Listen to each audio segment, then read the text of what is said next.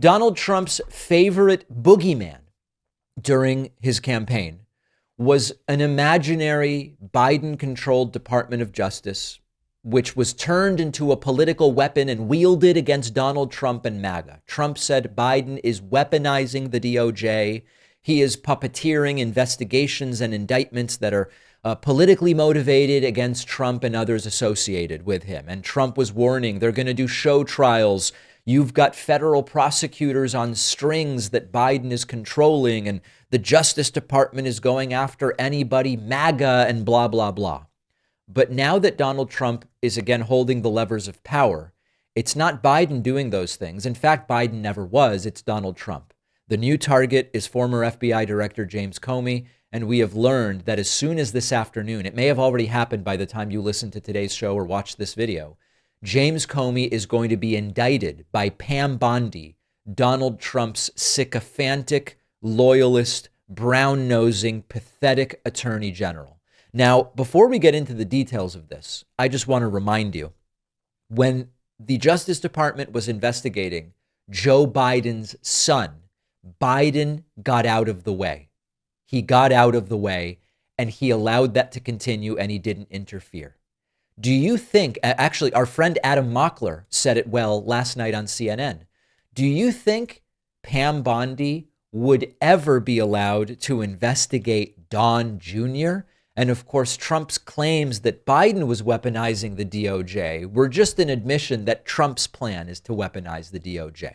So the target is now James Comey. The multiple reports indicate that the Justice Department will be seeking an indictment of Comey in the Eastern District of Virginia over allegations of lying to Congress. Now, we are days from the expiration of the statute of limitations on that. This allegedly took place on September 30th, 2020. There's a 5-year statute of limitations. So as of today, we are 5 days from the expiring of that statute of limitations.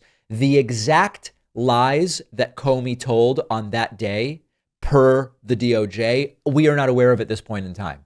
The natural question, if he's going to be indicted for lying during his September 30th, 2020 testimony would be, what lies did he tell?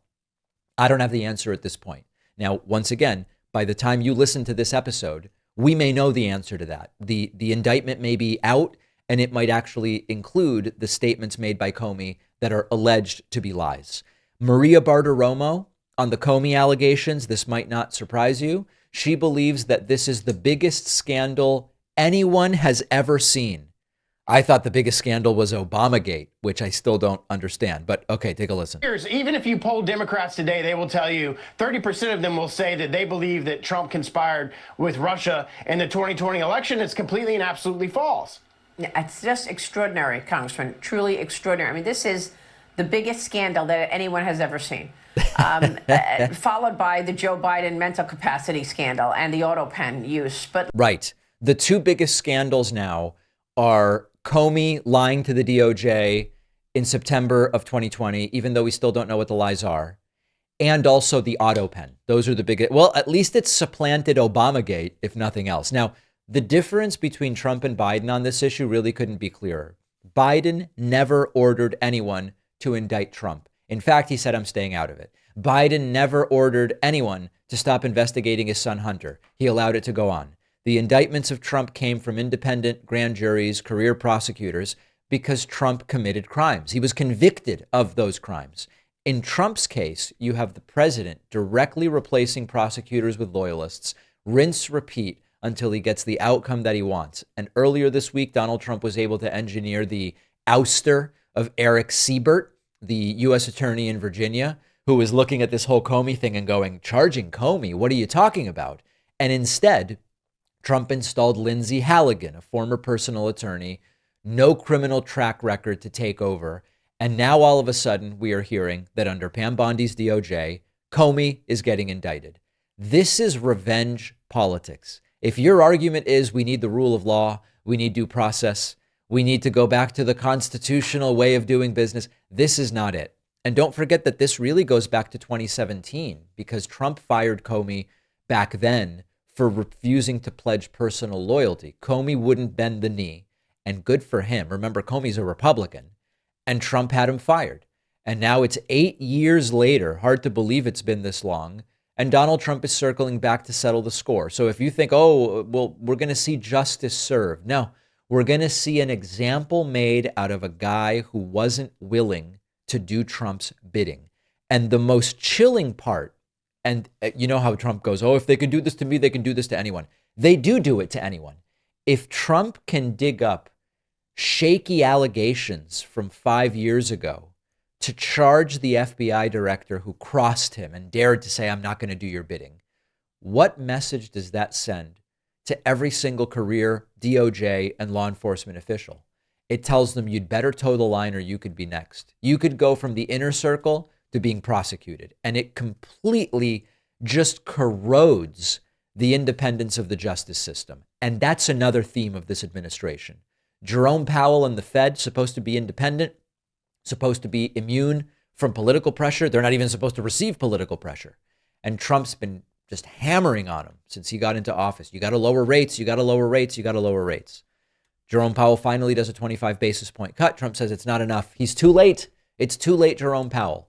And once again here, we have the same sort of situation where the DOJ is supposed to be independent. It's not supposed to be political. And this is where we find ourselves. Now, I want to evaluate what are the lies Comey supposedly told. Surface level, the case looks very weak. And the reason that Comey wasn't already indicted is because prosecutors were warning internally, we don't really have evidence here. Like, there's just no way in hell we could get a conviction. But the important thing to remember is that when the full force of the federal government's prosecution apparatus comes after you, just being indicted can be enough to ruin your life, ruin your career, and ruin you financially. So you don't need, we look at it and we go, oh, it's a weird decision to charge Comey because there isn't really evidence here for a conviction. Doesn't matter. The whole point here is just make Comey's life miserable. I don't believe, if they're able to get away with this, I don't believe this will be the last one. And what it really is a declaration that in Donald Trump's America, and we knew this, the prism is loyalty. The law doesn't matter so much. Being right doesn't matter so much. Doing what's morally or ethically correct doesn't really matter. Personal enemies override institutional norms of any kind. Prosecutors are merely tools of the presidency, pawns for Trump to push around his personal chessboard.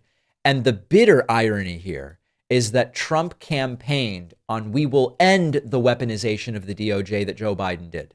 The truth is there was no such weaponization until now.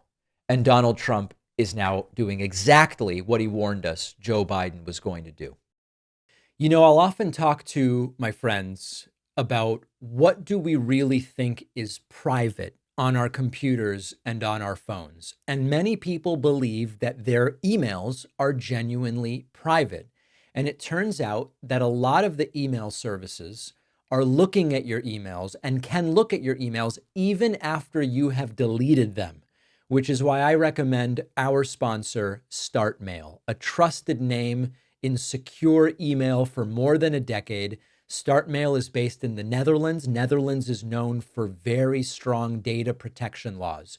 Your emails won't be scanned. Your emails won't be tracked. StartMail will block those invasive tracking pixels so you won't be monitored by companies and by hackers. And when you delete an email in StartMail, it is gone for good. Your data stays private. They are all in on this with a ton of features, including aliases to keep you anonymous, strong encryption with your emails. It is super easy to move to StartMail. It's a few clicks, migrate your emails, migrate your contacts. You really can't go wrong. Try StartMail for yourself, completely free for 7 days at startmail.com/Pakman, which will also give you 50% off your first year. The link is in the description.